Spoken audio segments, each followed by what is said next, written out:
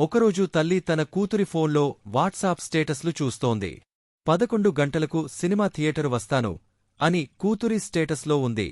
సినిమాకి వెళ్తానంది కదా. స్నేహితులకు గుర్తుచేయడానికి పెట్టి ఉంటుంది అనుకుంది. ఆ తర్వాత టిఫిన్ చేస్తూ ఆమె తన ఫోన్లో వాట్సాప్ స్టేటస్లు చూస్తుంటే కూతురిది కనిపించలేదు. మళ్ళీ అమ్మాయి ఫోన్ తీసుకుని చూస్తే అందులో కనిపిస్తోంది. మరి తన ఫోన్లో ఎందుకు కనిపించడం లేదు? తల్లికి అర్థం కాలేదు. ఆ అమ్మాయి అమ్మ నాన్నల నంబర్లను తను స్టేటస్ పంపించాలనుకుంటున్న వారి జాబితా నుంచి మినహాయించి పంపించడమే అందుకు కారణం. తన బాయ్ ఫ్రెండ్కి మాత్రమే ఆ స్టేటస్ కనిపించేలా సెట్టింగ్స్ను మార్చింది. ఇంట్లో ఎవరూ లేరని, తనకు ఫోన్ చేయమని, ఫలానా చోటుకు వస్తున్నానని.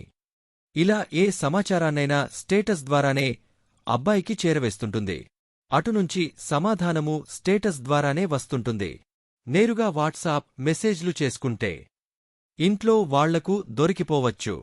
ఇలా అయితే ఎవరికీ తెలియదని వాళ్లు ఆ మార్గాన్ని ఎంచుకున్నారు. సామాజిక మాధ్యమాల సాయంతో తల్లిదండ్రుల కన్నుగప్పి పిల్లలు పొరపాటు పనులు చేసేందుకు ఎలాంటి అవకాశాలు ఉన్నాయో చెప్పేందుకు ఇదొక చిన్న ఉదాహరణ. ప్రత్యేకంగా పరిశీలిస్తే తప్పించి సోషల్ మీడియాపై అవగాహన ఉన్న తల్లిదండ్రులకు కూడా పిల్లలు చేస్తున్న ఇలాంటి పనులను కనిపెట్టడం కష్టం. అలాంటిది వాటిపై అసలే అవగాహన లేనివారి సంగతైతే చెప్పనక్కర్లేదు. పోనీ ఏం చేస్తున్నారు, ఎక్కడికి వెళ్తున్నారు అని నేరుగా ప్రశ్నిస్తే అమ్మానాన్నలు తమను అనుమానిస్తున్నారని పిల్లలెక్కడ అనుకుంటారో, ఎలా స్పందిస్తారోనని భయం. అలాగని మిన్నకుండిపోవడమూ మంచిది కాదు. బ్యాంకులపై ఆర్బీఐకి ఉన్నట్లు పిల్లలపైన తల్లిదండ్రుల నిఘా, నియంత్రణ తప్పక ఉండాలి. ఎప్పటికప్పుడు బ్యాంకుల నుంచి ఆర్బీఐ పలు వివరాలు అడుగుతుంటుంది. అంతమాత్రాన బ్యాంకులపై ఆర్బీఐకి అనుమానం ఉన్నట్లు కాదు. అలా తెలుసుకోవడం వల్ల ఏమైనా తప్పులు జరిగే అవకాశముంటే ముందుగానే గుర్తించి ఆ ముప్పును నియంత్రించగలుగుతుంది. పిల్లల విషయంలో తల్లిదండ్రులు ఇలాంటి వైఖరినే అనుసరించాలి.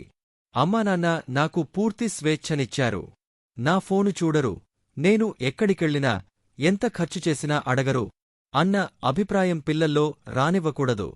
అలాగని నిమాలాగా కాకుండా జాగ్రత్త కోసం వాళ్లను ఎప్పుడూ ఒక కంట గమనిస్తూ ఉంటామన్న విషయం తెలియజేయాలి. ఎక్కడికెళ్లినా చెప్పి వెళ్లడం ఎందుకు మంచిదో వివరించాలి.